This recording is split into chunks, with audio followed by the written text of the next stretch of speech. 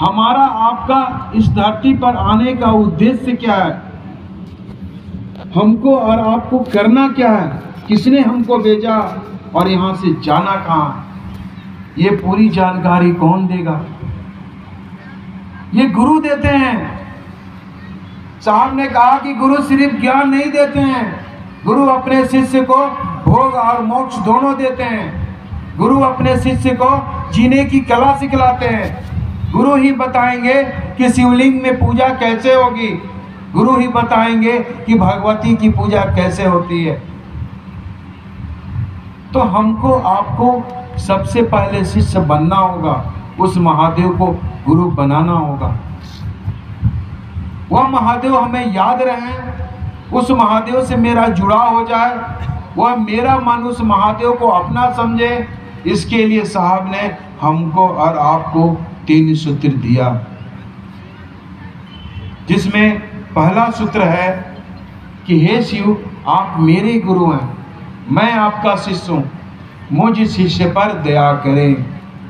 इस बात को हम और आप मन ही मन कहते हैं कि हे महादेव, आप मेरे गुरु हैं, मैं आपका शिष्य हूँ, मुझ शिष्य पर दया करें कि हमसे चर्चा हो जाए, लोग शिवशिष्य की ओर चले, शिवशिष्य बने, हमें ज्ञान हो जाए। लेकिन इस बात को हम लोगों ने समझा नहीं।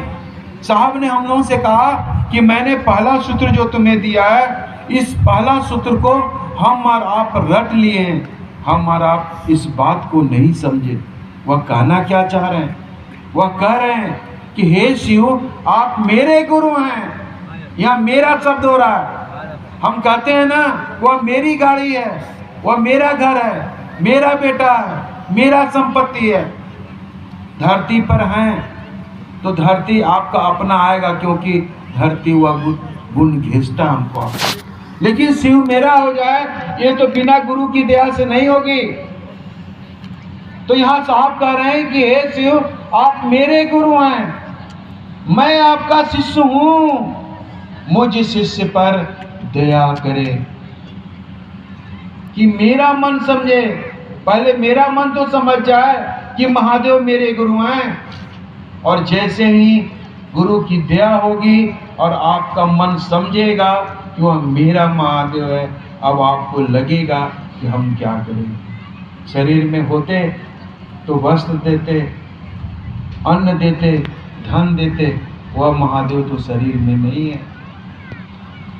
लेकिन साहब ने कहा दूसरा सूत्र में, जो तुमने सुन समझकर जो समझा है, यही बात लोगों के बीच में बताओ कि शिव मेरे गुरु हैं, आपके भी हो सकते। यानी गुरु का आदेश है दूसरे को शिव का शिष्य बनाना,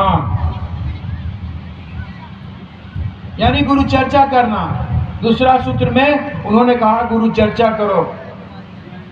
इस भाग दौड़ की जिंदगी में, इस दौड़ा दौड़ी के जीवन में, अगर हमारे और आपके जीवन में शिव गुरु हो रहे हैं और समय निकालकर आप किसी व्यक्ति को समझाते हैं कि शिव मेरे गुरु हैं, आपके भी हो सकते हैं। इस समझाने के दरमियान आपका भी मन समझ रहा है और सामने